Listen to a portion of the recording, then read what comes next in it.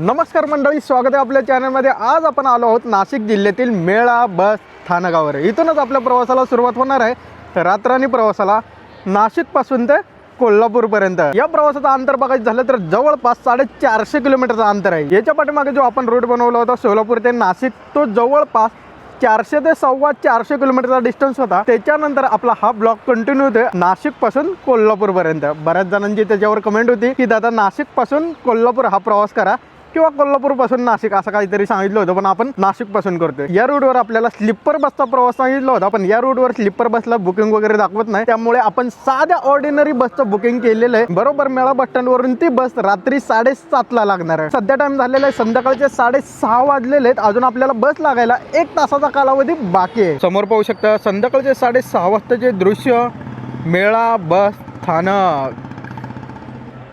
तर असा काहीसा त्याचा परिसर आहे। मेळा बस स्टँडला एवढी काही गर्दी नाहीये, पूर्ण फलाट असे मोकळे दिसत आहेत। बाकीचे जे फलाट आहेत पुणे, धुळे, जळगाव या ठिकाणी जाणाऱ्या ज्या बसेस आहेत तेवढ्या थोड्या फार भरलेले आहेत। बाकीचे जे फलाट आहेत ऑलमोस्ट खाली आहे। तर तुम्ही फलाट पाहू शकता।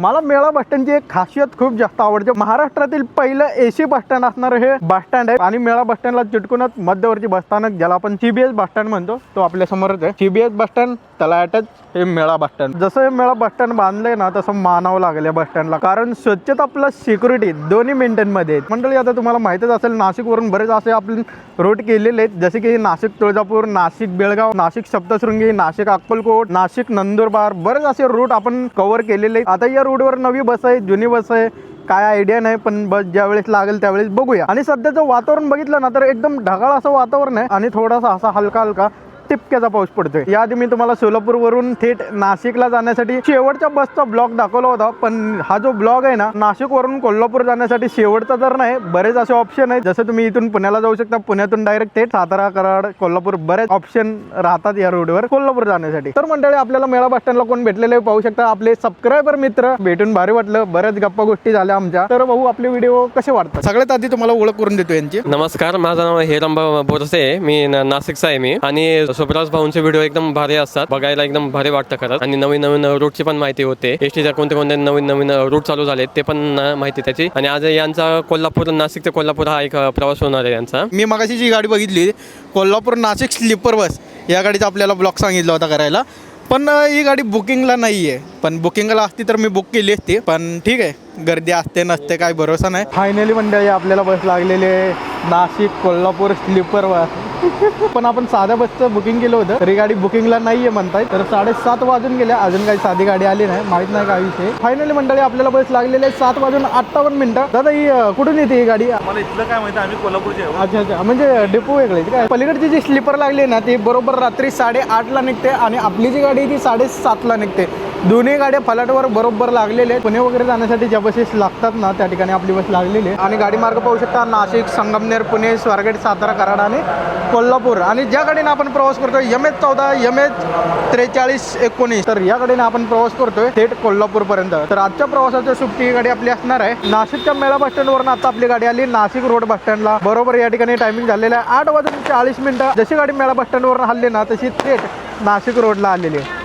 फटाकडे माहित नाहीत का वाजायला लागले। आपल्या गाडीच्या बाजूला अजून एक गाडी आहे नाशिक शिर्डी। आता कंडक्टर दादांनी बोलले होते आपल्या बरोबरीला एक गाडी असते सांगली, नाशिक सांगली, ती गाडी आपल्या पुढे गेलेली आहे, तर आपली गाडी थोडीशी लेट लागलेली। बघूया आता गाडतोय का आपण त्या गाडीला। आणि मगाशी मी तुम्हाला स्लीपर बसची ओळख करून दिली होती, ती कोल्हापूर आगाराची बस होती। आणि ही जी बस आहे ज्या गाडीने प्रवास करतोय ही नाशिक आगाराची बस आहे। आता नाशिक नंतर तो पुढचा स्टॉप येईल आपला सिन्नर आणि संगमनेर। तर चला मंडळी मस्तपैकी या प्रवासाला सुरुवात करूया, बघूया आजचा हा रात्रानी प्रवास शेवटपर्यंत कसा होतोय।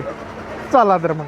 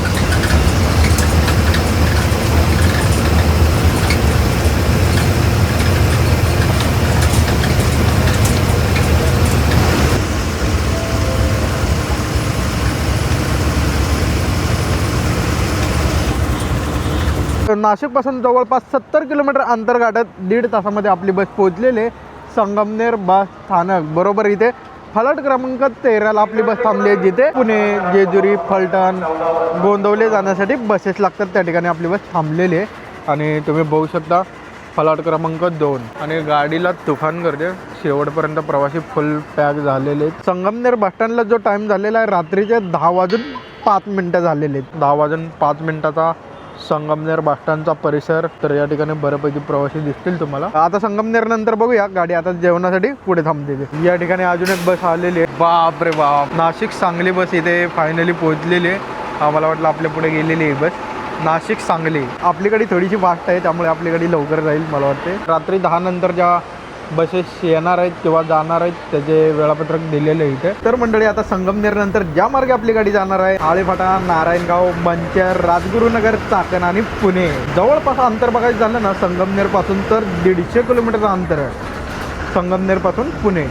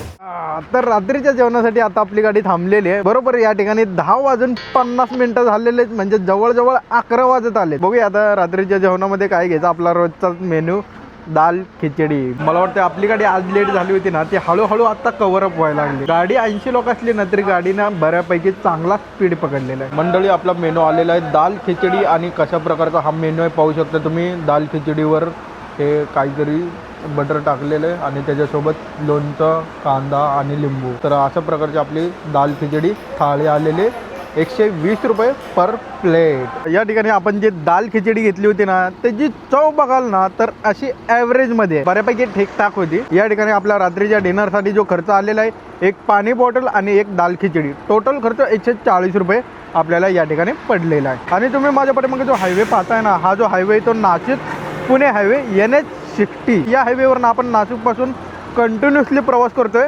पुण्यापर्यंत. पुण्यानंतर हायवे थोडासा चेंज होतो, पुणे बँगलोर हायवे.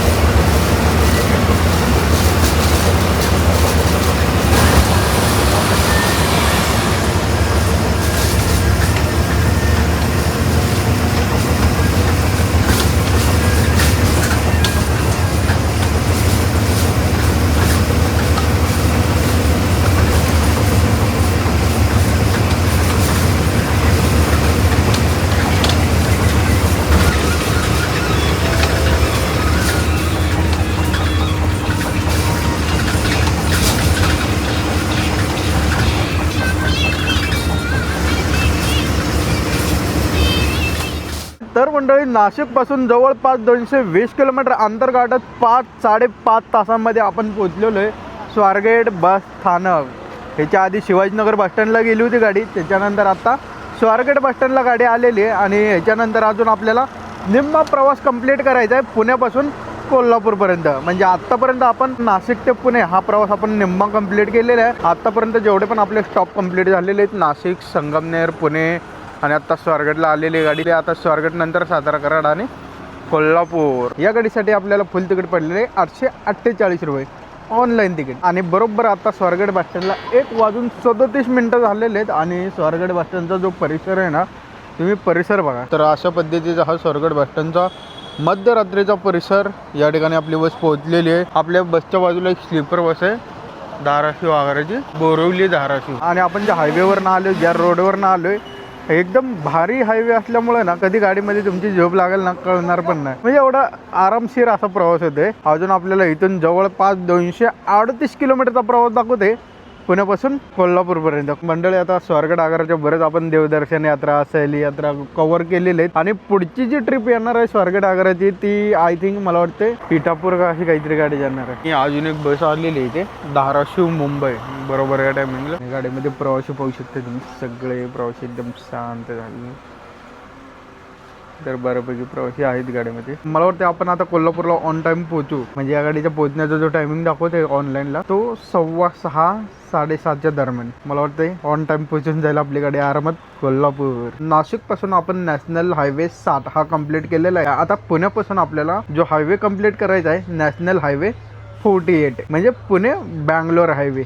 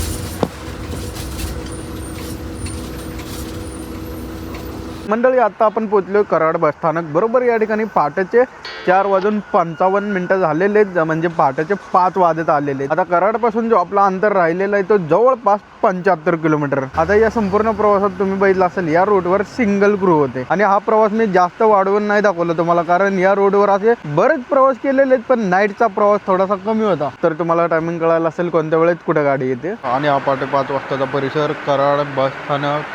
तर असा काहीसा कराड बसस्थानचा परिसर आहे. बरेच प्रवासी इथे बसची वाट बघताना दिसतात तुम्हाला. आणि इथे आपली बस थांबलेली आहे फलाट क्रमांक 15ला, जिथे गणपतीपुळे, रत्नागिरी, मलकापूर जाण्यासाठी बसेस लागतात. तर आता कराडपासून 2 तासाचा रोड राहिलेला आहे. तर मला वाटतंय आपली जी बस आहे ना 7 ते 7:30 वाजता पोहोचून जाईल कोल्हापूरला. तर चला मंडळी, आपले ड्रायव्हर दादा आलेले आहेत आणि या प्रवासाला आपण कंटिन्यू सुरुवात करूया.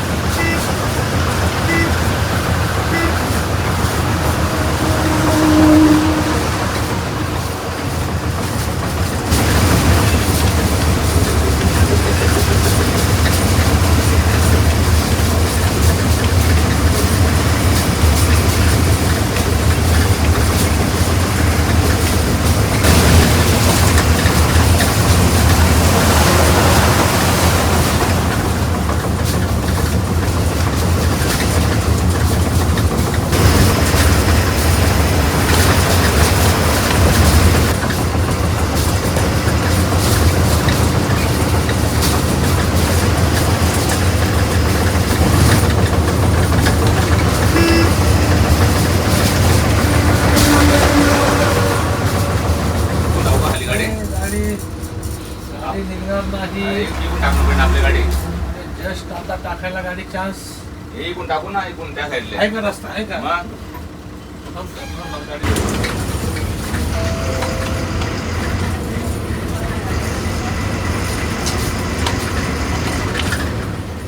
फायनली मंडळी आपला प्रवास कंप्लीट झालेला आहे. तब्बल 10 ते 10.5 तासांमध्ये असा काहीतरी प्रवास कंप्लीट झालेला आहे. टोटल आपण नाशिक पासून कोल्हापूर पर्यंत अंतर कव्हर केलेला आहे 450 किलोमीटर. आणि हायवे तर बघितला असेल एकदम मख्खन असा हायवे होता, त्यामुळे गाडीनं हा रूट लवकर कव्हर केला 10.5 तासांमध्ये, 10-10.5 तासांमध्ये. आता हीच गाडी परत रिटर्न आज संध्याकाळी 4:30 वाजता आहे. ती पण बुकिंगची गाडी आहे. दोन्हीकडून ही गाडी बुकिंगला असते. आणि नाशिक ते कोल्हापूर या प्रवासादरम्यान आपल्या ज्या जिल्ह्यांमधून प्रवास झालेला आहे, नाशिक, नगर, पुणे, सातारा, सांगली आणि कोल्हापूर. सांगलीचा थोडासा पट्टा लागलेला आहे, त्यामुळे टोटल 6 जिल्ह्यांमधून ही बस येते. नाशिक, कोल्हापूर, कोल्हापूर, नाशिक. तर अशा पद्धतीने या गाडीचा रूट चालतो. नाईट रात्रांनी प्रवास. यातलीच गाडी दिवसा पण असते. तुम्ही बुकिंगला पाहू शकता. तुम्हाला दिवसा प्रवास करायचा असेल या गाडीचा, तुम्ही दिवसा प्रवास करू शकता. रात्रीचा प्रवास करायचा असेल तर रात्री करू शकता. म्हणजे दोन्ही शेड्यूलला ही गाडी अवेलेबल आहे, डे आणि नाईट. तुम्हाला जसा प्रवास बेटर वाटेल तसा तुम्ही प्रवास करू शकता. सकाळच्या बरोबर कोल्हापूर बस स्टँडला 6:30 वाजलेले आहेत आणि 6:30 वाजताचा परिसर बघा.